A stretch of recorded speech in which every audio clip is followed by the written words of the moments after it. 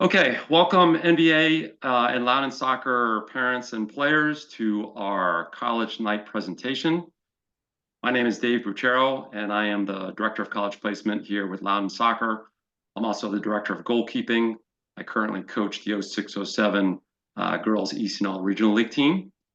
And joining me this evening are two college coaches.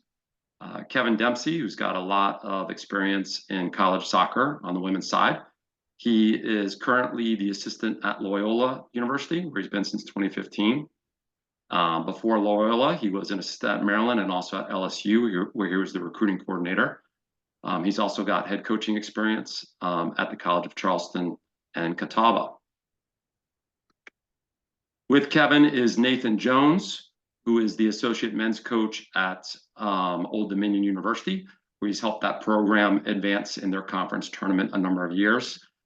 He's also been the assistant at Tiffin University. And I really appreciate their time this evening. I know that they're in the middle of their season and they're getting ready for postseason play. So I appreciate them spending some time with our club, and I think everybody's going to enjoy hearing their insight into the college recruiting process, and they'll be available to answer some questions from everybody at the end. So we're going to do a couple things this evening. We're going to talk about how to form a pool of schools and things to think about when forming that pool of schools, and ultimately how to select the college and factors to consider. We're going to talk about the differences in scholarships between the Division 1, 2, and 3 levels, a basic timeline of what players should be doing freshman through senior years, some important NCAA rules and regulations that everybody should know about, how to properly correspond with college coaches throughout the recruiting process, and before and after showcases and tournaments, the importance of ID camps and highlight videos and the role that they play in college recruiting. And then we'll wrap up with some rules for parents and players. And as I mentioned, we will have some time at the end where we'll open it up and take any questions that you have. You can feel free to ask any questions by putting it into the chat box below. But like I said, we'll have some time at the end to answer some of your questions. So this next slide is some current or recent classes of both NBA and Loudoun soccer that are currently either playing in college right now or will be playing in college this fall. And as you can see, there's some big schools here, some small schools, some Division 3, some Division 1. And this next slide shows more schools where classes from the past from both NBA and Loudoun soccer players have landed. You can see a lot of East Coast schools, but we've got one on the West Coast there and then one down south in LSU. And again, some smaller schools, some bigger schools, some Division 3, some Division 1. What I tell every player and parent is that if a player really wants to play soccer in college, they can, as long as they are proactive in the process and open to different schools and different levels of play. There is a place out there for every player at both NBA and Loudoun soccer. Sometimes a player has aspirations for playing for a big school or maybe a Division 1 school, and sometimes the opportunities aren't there. Sometimes a player has to look at maybe a Division 2 or Division 3 level. But if a player is open to that, and again, proactive in the process, they can find a place for sure, and there is a place for every player. So in general, when to start thinking about college soccer, I think freshman year is really about the player working as hard as they can to be the best player that they can be and trying to be the best student that they can be, which is going to be important. I'm going to talk about that in a little bit. Maybe starting to consider whether they want to continue their soccer career in college. But by sophomore year, that is definitely a good time to start thinking about that. And if the answer is yes, that you want to explore options and pursue college soccer, then the next step during your sophomore year is to start to put together a pool of colleges that you may think you want to go to. And I don't think at the start of sophomore year, 20 to 30 schools is too much. I think it's important to cast a wide net, a variety of levels of schools, so that there are opportunities for you in your junior and senior year. And you can always narrow things down, and I'll talk about that in a little bit, but you want to make sure that you have opportunities. What's also important at that point is to start emailing coaches from programs that you're interested in and letting them know your schedule of tournaments and showcases throughout your sophomore year, because that's how you'll be able to be seen, and that's what colleges will be doing in your sophomore and junior year, is going to games, going to tournaments, and evaluating you for your program. It's also important to understand that the college coaches cannot communicate during your sophomore year much because of the NCAA rules that I'll talk about in a little bit. So it's most important, like I said, to let them know where you're going to be. So forming a pool of colleges, it's important to think about a number of different factors. And one of the first things I think to think about is the academic fit. I have here the better grades you have, the more choices you have. And what I mean by that is if you're a really good student, you have above a 4.0 GPA, maybe you have a really strong set of SAT scores or ACT scores, you might be eligible to be admitted at a school in the Ivy League, or maybe even the Patriot League, which is also a conference with very high academic standards, or a number of Division III schools up in the Northeast. There are schools like that where admissions has final say, and the first thing that the coach does is presents your scores and your grades to an admissions counselor, and they either say, yes, this is a good fit, or no, this is not a good fit. And if the answer is no, that might end the recruiting right there. So if you're a player that has good grades, you may have more opportunities in the soccer world by being admissible to those schools potentially. So for all the players that are on this call, I would encourage you to work as hard as you can in the classroom for this very reason. The other thing I wrote here is I think being a good fit academically at each school is important. You want to make sure that you're walking in a situation where the schoolwork isn't overwhelming, where you're having a hard time keeping up. So looking at the criteria and again, making sure that you're a good fit and you have a good chance to be admissible, I think is really important. So you're not wasting your time.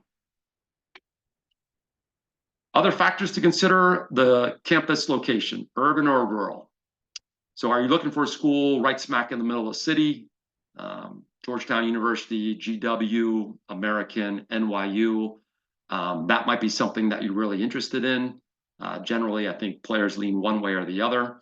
Or are you looking for a school out away from a major city, maybe with a bigger campus, maybe with a major football program, a school like Virginia Tech or JMU?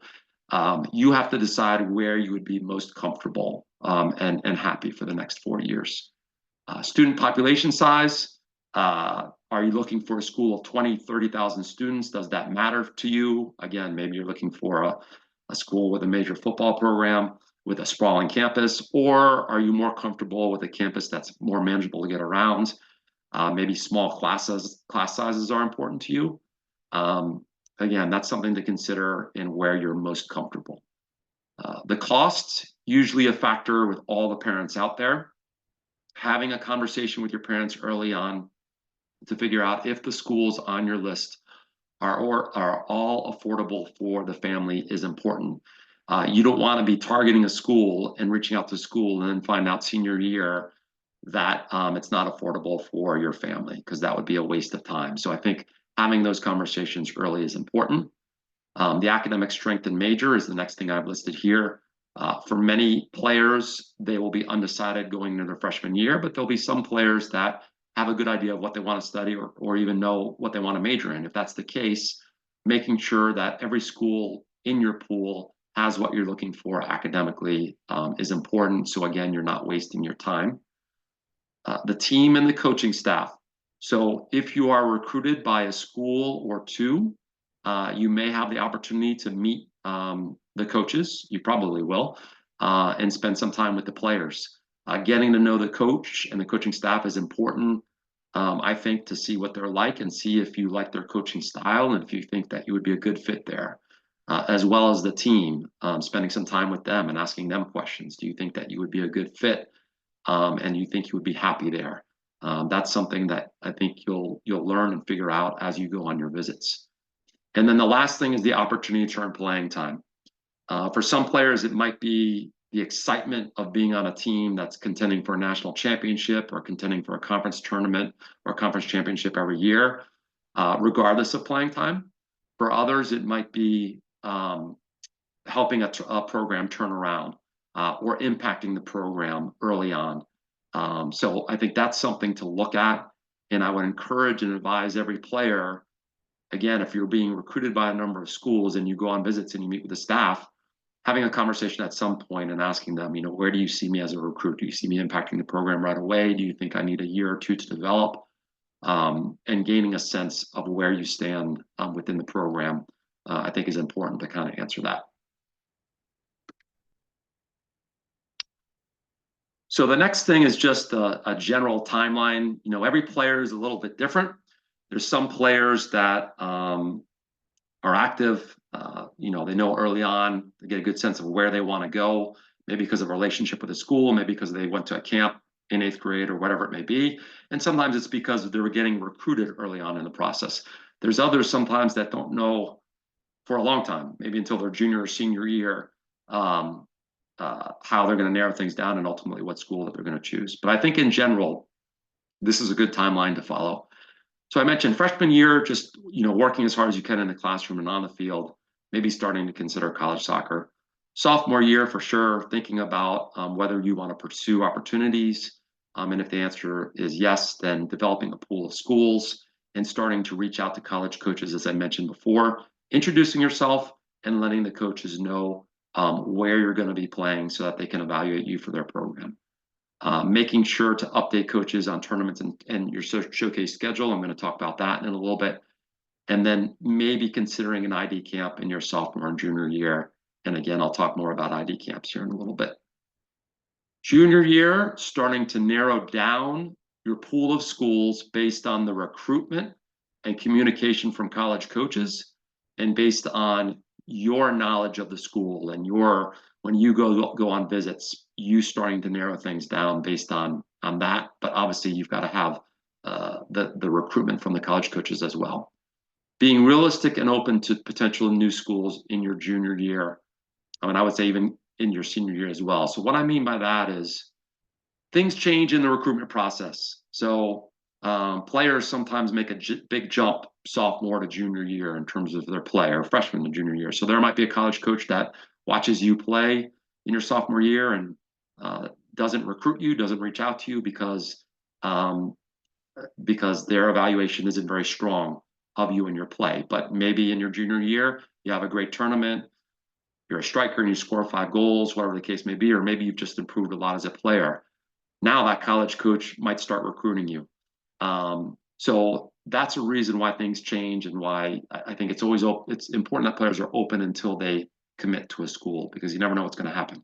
The other thing that can happen is transfers happen, programs get major injuries. So maybe a college coach isn't looking for a goalkeeper, but then in your junior year, they are looking for a goalkeeper because a player leaves their program. So things can change, and being open to that is important. Junior year, continuing college visits and ID camps to help narrow things down, and staying active with your communication, updating college coaches on how you're doing and updating them on your grades. And if you get a new set of SAT scores that are higher than your first set, it would be a good idea to let the coaches know, because that might be the difference between you being recruited by that school and not. And then junior year going into senior year, ultimately verbally committing to a school when you're comfortable and when the college coach offers you an opportunity within their program. Once that happens, it's important that players continue to work hard in the classroom and on the field. It's important for everybody to understand that you need to be eligible to play Division I soccer. You need at least a 2.3 GPA, and you need to have taken 16 high school core courses to be eligible. So working hard in the classroom until you graduate is important. And then I have down here, working hard as a player. Some players take their foot off the gas pedal. You've got to understand that you're going to be entering a preseason where the speed of play is going to be higher. It's going to be a higher level of play, and you're going to be playing with players just as good, if not better than you. So trying to continue to improve so that you're ready and as sharp as you can be for your first preseason, I think is really important. This next slide is a new one, and this is the potential changes to Division I with regards to scholarships and the roster size. There's a proposal out there right now for Division I men's and women's soccer. It has not gone through yet. It's a proposal, but there is a chance, a good chance, I would say, that this is going to go through, or some version of this. And the proposal is to increase athletic scholarships to 28 athletic scholarships for men's and women's Division I. And that would be for all Division I programs.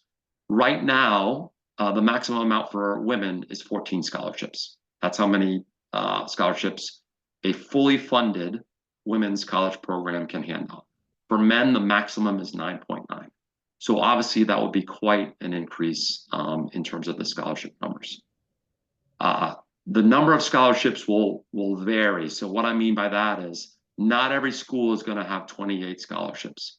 Some may stay at the level that they're at. Some may get a small increase. So there should not be an assumption that every college out there, if this proposal goes through, will have 28 scholarships. Some of it will depend on the funding, the support from the athletic department, and other factors. The other piece of this proposal is the maximum amount of players will be 28 as well. 28 players will be allowed on the roster, and that will be capped. No higher than 28. Right now, there's no maximum. There is no cap on the number of players that can be on a Division I roster. I think most Division I rosters have between 24 and 28 players, but there are a few Division I schools out there that have over 30 players. So obviously, if this goes through, that will affect those players. So those are the proposals that are out there. For the Division II level, there are no changes on the horizon as of now. The max amount of scholarships that men have right now is 9, and for women it's 9.9. And for Division III, there are no athletic scholarships, but some Division III schools do have very good academic aid packages. So you should not assume that just if you're being recruited by a Division III school, don't assume that there's no funding out there for you. Sometimes there's some very good academic aid packages that you can get awarded. If you're looking at a Division III school, I would say, and if that's an important factor for you, finding a time at some point to speak with the coach and ask if there's any opportunity for aid to see if there is for you.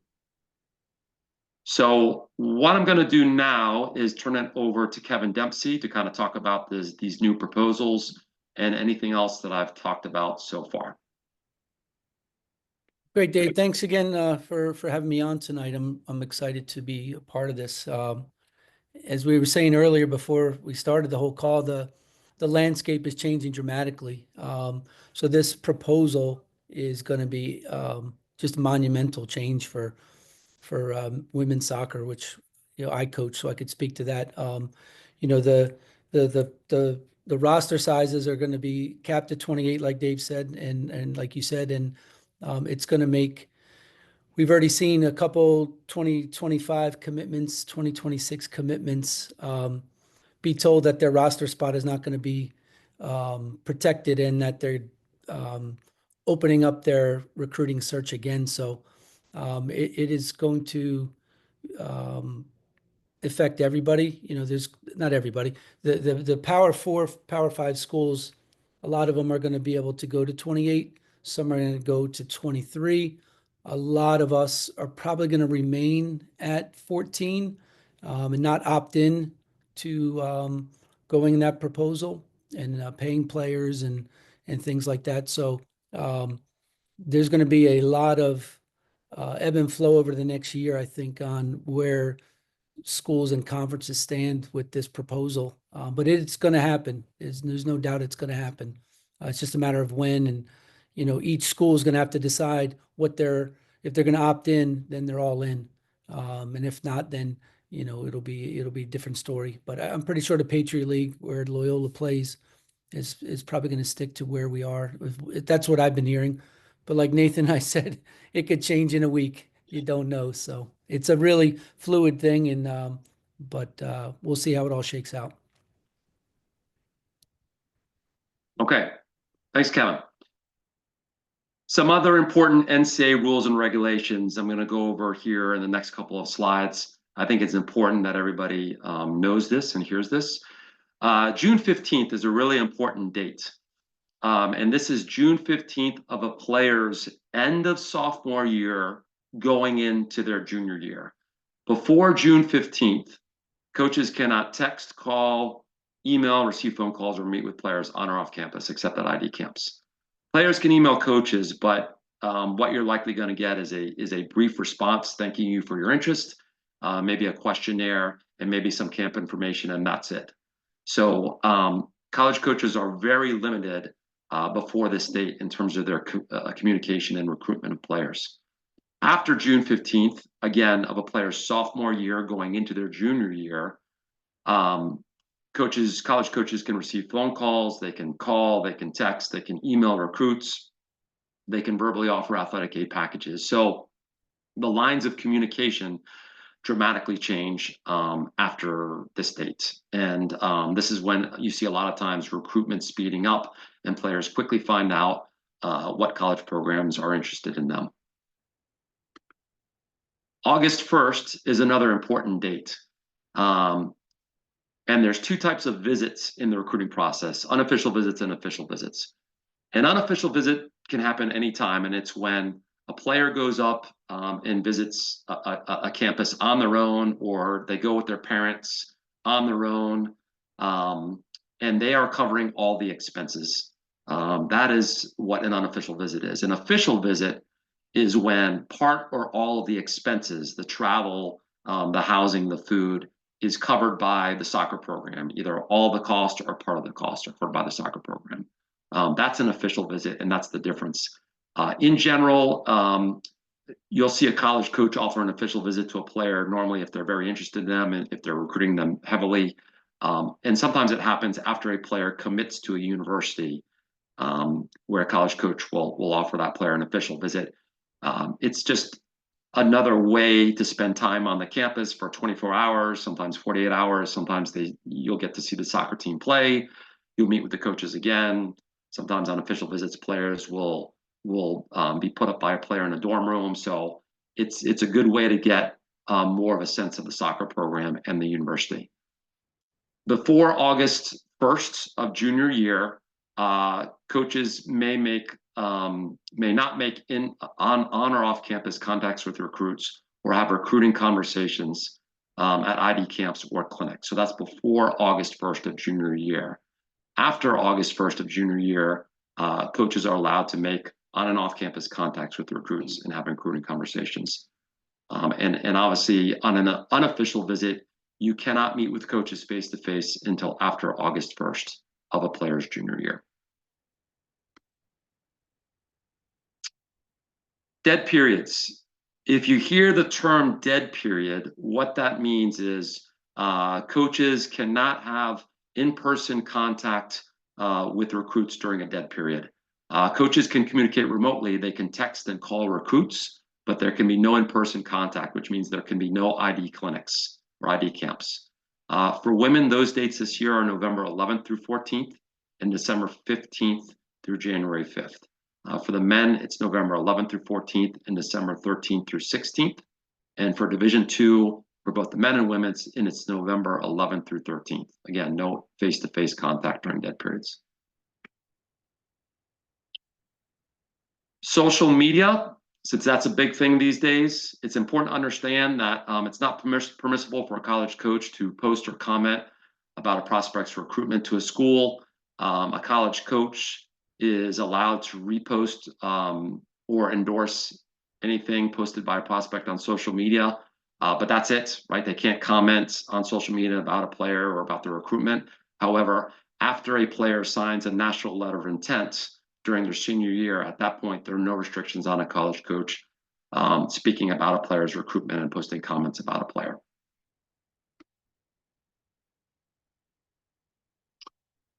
All right, ID camps and clinics.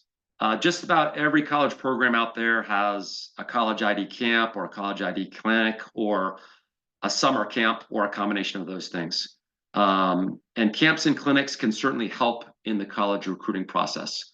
A lot of the ID camps are in a smaller environment where maybe there's 30, 40, or 50 kids there. different from a tournament where you're playing 3 games and college coaches are looking at hundreds of teams. For a lot of times, the coaching staffs of the colleges that are hosting the ID clinic will run the sessions and evaluate players. So for the player, they get the opportunity maybe to work with the college coach or the assistant coach. They get to see what that college coach is like. They get to know them a little bit. For the college coach, they get to see the players in a training environment and get to see how they work and see what their character is like and get to know them a little bit better as well. So for both sides, it's positive and can certainly help in the college recruiting process. What I would say is, I know for many players, you get a lot of invitations, like maybe 10 or 15 to college ID camps, maybe even more than that. And you can't go to every college ID camp out there. My advice would be to pick maybe 2 or 4 that you can find time to go to, of schools that you have a strong interest in, but are also realistic in terms of the possibility of you playing there. Maybe you've been or are starting to be recruited by some of those schools. So those are definitely good options to attend ID camps at. But that's how I think you choose the camps to go to. And if you do go to an ID camp, it's a good idea just to reach out to the coach beforehand and obviously let them know that you're going to be attending so they can expect you and look for you at the ID camp. So I'm going to turn it over to Nathan Jones right now to comment on ID camps or clinics or anything else that I've talked about so far from his perspective. Yeah, thanks so much for having me on, David. Yeah, so the ID camps, clinics piece of the college recruiting process is obviously, I think it's a really key piece. Kind of touching on, yeah, like what you just mentioned, the having the ability to be involved in a session, be involved or be coached by a college coach that at a program that you're interested in, I think is a really integral part and a huge part of the process because I mean it happens at every camps that I've been to. You have players and they might not have a full understanding of your coaching style or how you operate a session or how you operate your team, and then they come and work with you and they're like, no, I really enjoyed that. Or it might sometimes it also has the other effect. Maybe that's not maybe the style for me that I want to play under, um and then also it's a really important piece because you get on campus in front of the coaches and you can kind of see the day-to-day piece of how the program's run, programs operated, and from a first-hand experience. There's a lot of college camps out there and clinics, and I think it's an important to be very selective about what you go to. I think there's becoming more and more pop-up camps and clinics that are operated by people and they just pull a bunch of coaches together and then the camp's put on a random day and on a random field. Like they can be good, but also they can be sometimes bad and a waste of money. I think you have to be really selective about where you're going, be realistic in terms of what coaches are going to be at that camp or at that clinic.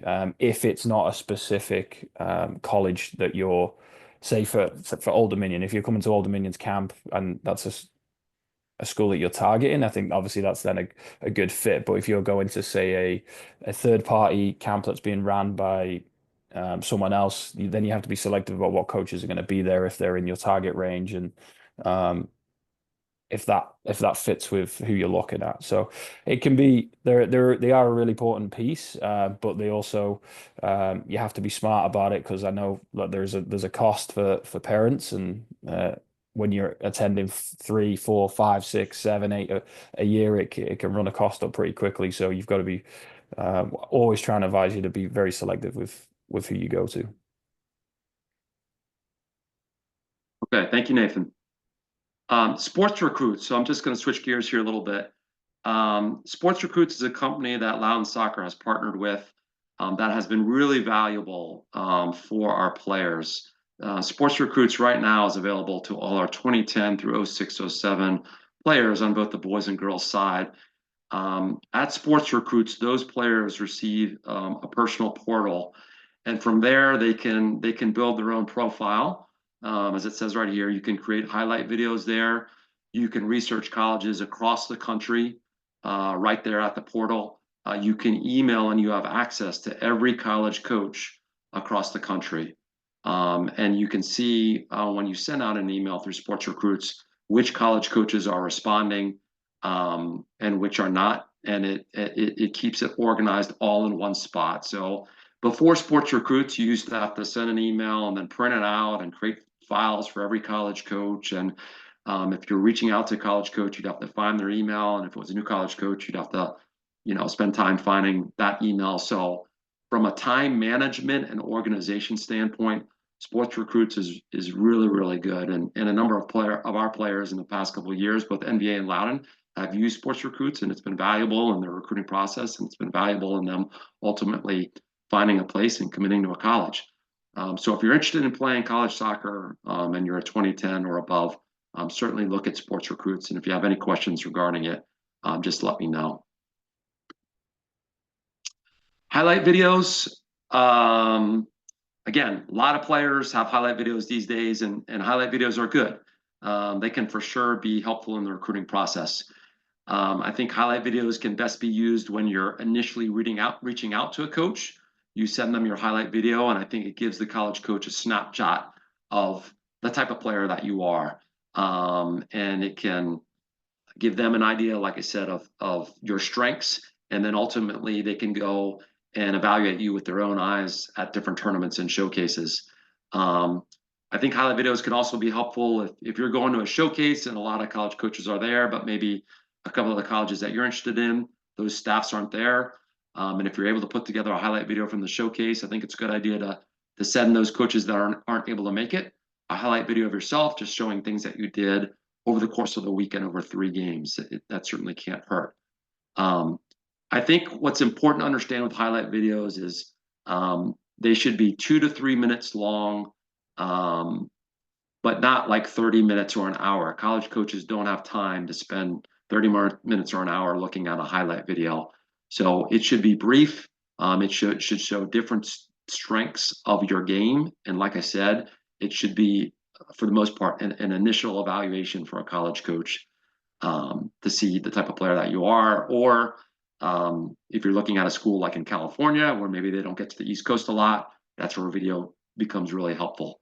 But that's what I think is important with highlight videos and the time length and everything else. Communicating with college coaches before and after tournaments. So for players that are going to tournaments and showcases, more often than not, you'll see a tab on the tournament website that shows the college coaches that are registered for that event. It's important for every player that's just interested in playing collegiately that you look at the website of every tournament that you're going to. You find that tab, if it's there, the registered coaches, and you reach out to the college programs that you're interested in. And you do that once you know that you're going to an event. It doesn't have to be 6 months before, but as you get closer to the event, maybe 3 or 4 weeks before, you reach out to the college coach, introduce yourself if you haven't before. If you have, then you pop them a quick email and let them know that you're going to be at that event if you see that they're going to be at that event. And then as soon as you know your game schedule, you let that college coach know, or all the coaches that you're interested in, you let all of them know your game schedule with all the details, your jersey number, the field you're going to be playing at for all 3 games, the game time. And if there are any changes to the schedule, which sometimes happens because of weather, either a day before or even at the event, it's important that you let those college coaches know. You want to make it as easy as possible for the college coaches to see you play. They're going to be going from field to field. They're going to be looking at hundreds of players. So you want to make sure that all the details are correct, and so that they can evaluate you while they're there. After the tournament, if you do know that the college coach or the college coaches that you wrote were at any of your games or one of your games, I think it's a good idea to send them a quick email thanking them for their time and letting them know that you appreciate them coming out to the game. Next slide is a sample email for a player that is introducing themselves to a college coach. Important information here. You let the college coach know the club you play for and the team you play for. You let them know the year that you're graduating. If there's a reason why you're interested in the soccer program, I think it's important to let them know specifically. GPA and SAT, if that's available. Like I said, for some college coaches, that's the first thing that they'll look at. They'll want to know, is this player, is there a chance this player is going to be admissible to my school? So if you have good grades and you can relay that information as early as possible, that will help. And then a brief highlight video, like I mentioned, with your what jersey number you wear, and then upcoming tournaments that you're going to be going to. This way, the college coach can see in the next 4 or 5 months what events you're going to be playing in, and they can kind of go through their staff where they're going to be and figure out where they can see you play. So including not just one tournament in the next month or two, but a list of tournaments that your team's playing in, I think is helpful. So that gives them the opportunity to see you play. And then the last thing I have here that's important is your cell phone number, so that if they do end up recruiting you, they have that information. And obviously your email address would be here as well. Making sure that your cell phone number is correct, the numbers are correct, so that they can reach you if they're recruiting you. Sample player profile. Again, I'm sure many of you have seen this or have this. This can be included as an attachment in an initial email that you send to a college coach. This is also what your team brochure should look like for the most part. Again, important information is your graduation year, your GPA, SAT if it's available, contact information, making sure that contact information is correct. Upcoming events, tournaments and showcases is what I mean by that, and maybe a brief list of honors for soccer or academics. And then just wrapping up here, to review here, rules to live by for players. Beginning the college search process early. You don't want to wait until your senior year. You want to start early and start reaching out to college coaches early, so you can have college coaches start evaluating you, and so that you have options going into your junior and senior year. Determine where you'd be most happy based on all factors, not just one factor. I think that's important. Think about the fact you're going to be there for all 4 years. Don't just base it on the soccer program, but think about all the factors that we talked about before. Visiting the schools that you're interested in. The only way you're going to be able to narrow things down is by seeing in person what the campus is like, meeting the coaches. That will help you narrow things down. Reaching out to a variety of colleges, so you have options. Like I said before, cast a wide net, and then you'll be able to figure out as you go through the process what level you fall out. Being proactive in your communication throughout your sophomore, junior, and senior year, and then using ID camps and college camps as part of the recruiting process. For parents, understanding and communicating early on any financial constraints, being realistic regarding your child, and understand that college coaches now on both the men's and women's side, they're looking at players not only in the US, but outside the US as well. So there's a lot of recruits that they are looking at, and it's important to understand that it's competitive out there, and being supportive of what your child wants. Last slide I have, one bad tweet or Instagram or Facebook, which a lot of young kids don't use anymore, posts can be costly. It's important to understand that college coaches are looking for talented players, but they're looking for players that have character, good character. They don't want to bring in the kids that are going to be disruptive in the culture that they're trying to bring and trying to build. So social media is important. Understand that college coaches are watching that and paying attention to it. So players need to be careful with social media. And then poor body language and communication on and off the field with teammates, coaches, referees, and parents. Again, college coaches are looking for kids with strong character that are going to help their team and be good teammates. And the last thing is emails sent to wrong college coaches. When you do send emails out, make sure you spell the college coach's name correctly. Make sure you're sending it to the correct university. That would be helpful in the recruiting process, and you don't want to start off on the wrong foot by sending the wrong email to the wrong coach. So with that being said, I will open it up to anybody that has any questions. Looks like there's one right now. You can just type it in the chat box. It can be to any of the college coaches or myself. I'm sure there's some questions out there.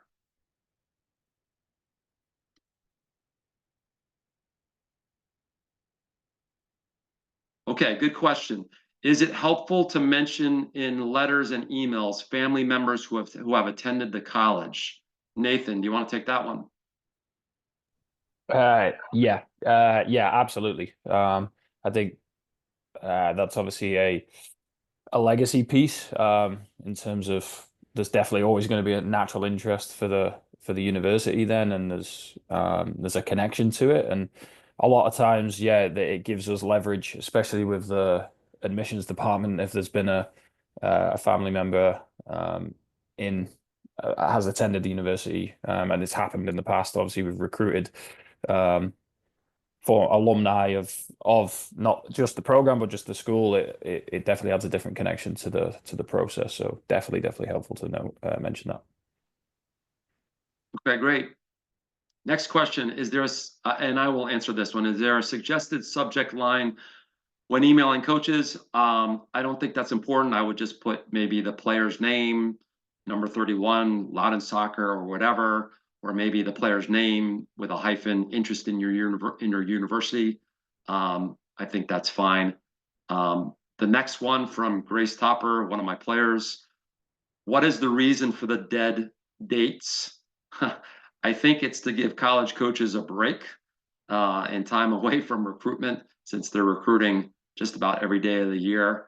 That's why they're dead periods. If you notice that one of them is around the holidays, so that's the reason why for that.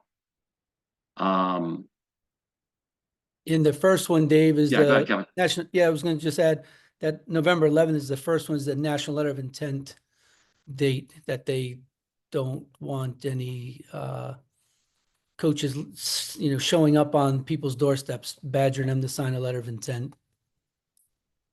Thank you. Kevin, you can take this one as well. Question is, how can a player find a D2 or D3 school that might be a good fit? A lot of the top D1 schools are well known, but there are a lot of D2 and D3 schools out there that we may not have heard of before.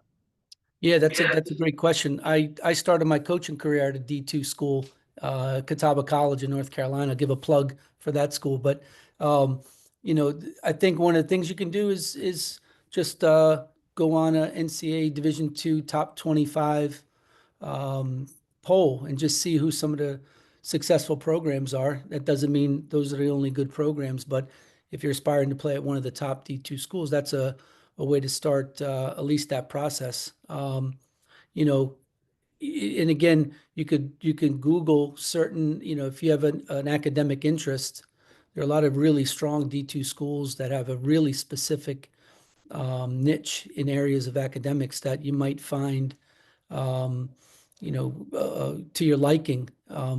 But again, I went to a D2 school, and there's some phenomenal D2 and D3 universities and colleges around the country. And I had a great experience. I wouldn't trade my experience at a D2 school for anything. So I think, that's one way to do it. If you're looking for the top schools as far as D2 or D3, Johns Hopkins down the road is obviously a massive academic school as well. So you can balance both, and Johns Hopkins can compete with a lot of D1 schools on the soccer field, and academically can surpass a lot of D1 schools. So I think it's a little bit of finding that balance. But that's my suggestion to start the process. Okay, thank you, Kevin. If you go to Sports Recruits, you can navigate different colleges pretty quickly and see and learn information about the soccer programs at D2 and D3 as well. So that would be another good place to go to learn quickly about different schools and the fit. And then someone asked here, what's the website name for the player profile for Sports Recruits? It's just www.sportsrecruits.com. And when you go in there, you should see the Loudoun Soccer Club or NBA, and you can find your player profile there. But if you have any questions, just reach out to me directly. Nathan, why don't you take the next one? This one is, what's the best way to greet a college coach at an ID camp? Yeah, I think I know it's something that some camps are now including in there in their pitching throughout the day, but it's obviously it's a lost art also being able to hold and quote a conversation with a coach. And I think look, just being honest, introduce yourself, your name, club you play for, kind of everything you would include in an email, I think is really the best way to do it, is name, who you play for, position, a potential of why you're interested in the school of the coach that you're introducing yourself to. And I know it's something that's going around now, but like it's helpful for me. I'm sure Kevin, you'll probably agree, is a lot of kids are now handing out like business cards type deals that has a QR code to your like your sports recruit profile. Um, I think it's a great way to it gives also just adds a little bit of legitimacy to you as a person if you've got the if you're willing to put that time and effort into it. That's I might take that.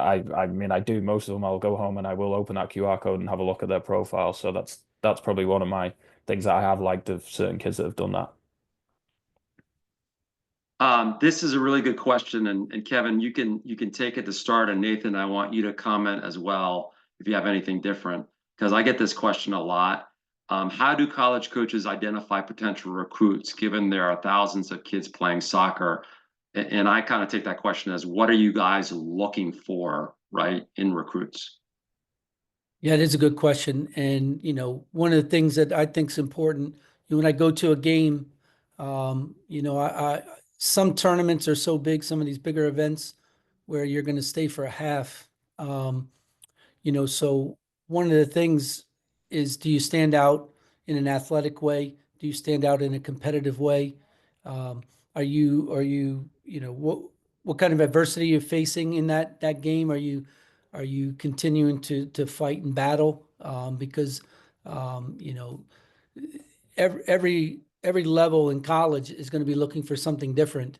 The top athletic kids are going to be going to Power Five schools. So I'm looking for a kid who's athletic, but that's going to compete and fight, have some skill, have something unique about him, strong left foot, a long throw in, really good in the air, strong defender. So all those things, there's something that pops your interest, because there's a lot of games, there's a lot of kids to look at. And then when you follow up with a coach, the best thing club coach can tell you is just, what a great kid. She's going to work her butt off for you, and she's competitive, great family, won't give you a problem off the field, that kind of stuff. So it is both on and off the field. I know that may be kind of cliche-ish, but it really is true, especially if there's roster limits and things. Coaches are really going to be doing their homework, digging. But that initial, what piques your interest, athleticism, skill, something a little bit different than the other, 20 kids on the field, 22 kids on the field. Yeah, Okay, great. Yeah, go ahead, Nathan. I think I'll echo that as well. It's like, yeah, that unique trait, right, for your position, I think is really, really important. Yeah, we go to the events, especially some of the big national events. You, like Kevin said, you're watching a half, and you just it's brain fog at times. You're watching that many players play over a course of a day, and what unique trait do you have for your position? I think is something that instantly stands out to any coach that's watching. If you're a centre midfielder and you've got a lot, your long passing range is very, very good. That's going to be an instant thing that's going to stand out. Yeah, if you're a fullback and you've got a 40, 50-yard throw in, I'm definitely going to make that note on a sheet. And I think those types of things definitely will pique a coach's interest, because yeah, I mean, when you're at certain events, we are only there for a half because we have to cover so many games in a day, and that can be that one moment that you have with that unique trait can catch an eye, and then that might be the piece that says, no, I'm not going to leave at halftime to go and watch another game. I'm going to continue to watch that game based off because I want to know more about that player in terms of over a longer period. Okay, great. Kevin, next one for you here. As a college coach, how many girls are you sending personal emails to per season about seeing them play and inviting them to attend your ID camp? Should you let them know at this point if it's before end of sophomore year if you're not really interested? Yeah, at Loyola, we're not a big cast a huge net kind of program. We don't send emails out to 300 kids and hope, we catch something on our line. We're pretty specific. So I would say anywhere between 40 and 50 kids initially. We'll send personal emails when we're allowed to try and gauge interest. And then it's a give and take. We get turned down by 15 kids immediately, looking at a bigger school, looking at a school in the West Coast. So I think, you'll get the opportunity, to see kids play, make an evaluation. If you're not able to see that particular player play, doesn't mean there's not an interest. It just means maybe you couldn't, like Nathan said, the schedule was just so busy, you couldn't get to that one. I wouldn't quit and give up. But over time, I think if you're feeling interest, lots of people are getting invited to ID camps. But ours are genuine when we send our ID clinics out, invites. Again, we're not sending out a mass mailing of them. We try to get pretty specific. So ours is pretty narrow, our pool of players. But yeah, I think at some point, if you're not getting feedback and you're not getting, a lot of love, I guess, from the school, it could be time to move on to another one. Okay, thank you. Nathan, last one for you. Do you need and how important are recommendations from club coaches? Yeah, I think they're really, really important.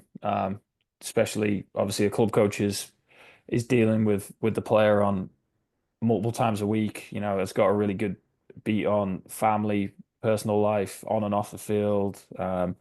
It's always going to be someone that we're going to call if we're interested in the player. Always going to try and get at least 1 to 2 people on the phone that know the player in and out, and it's a good way for us to get a read on the personality, more for off the field stuff. Obviously, we can see a lot of it on the field when we're watching and we're evaluating as a player, but it's the club coach piece is definitely going to be for more off the field, more personality traits, how they're going to fit in with the culture, with the group, etc. Okay, great. Just the last two I'm going to take here. If my child is playing on a white or silver team freshman year, can they still be considered for college soccer? As I started with this presentation, the answer is yes. But the important thing is that that player needs to be open to maybe smaller schools, Division III schools, where there will be opportunities, and being active with those coaches in terms of communication. And then the next one is, what is the best way to make a highlight video? I want to emphasize, you don't have to spend tons of money and have a highlight video with all the gadgets. There's a lot of companies out there that do that. You can make a highlight video through YouTube. You can do it on Sports Recruits, I believe, at no cost. So there's a lot of ways to do it without spending a whole lot of money. But like I said, highlight videos are important.